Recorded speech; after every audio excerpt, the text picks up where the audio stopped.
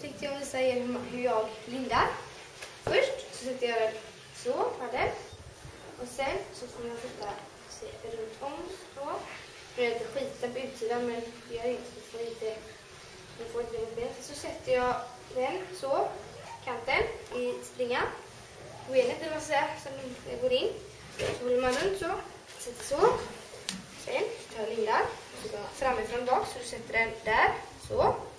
Så rullar man. Så. Det är viktigt att man rullar på det här sättet. Framifrån och bak och inte tvärtom.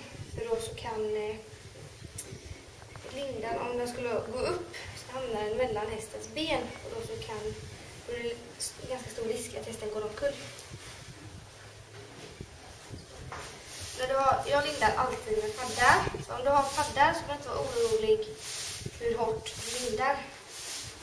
För då spelar det inte så stor roll. Men om du lindar utan paddar så kan hästen få blodförstoppning i benet om du lindar fort.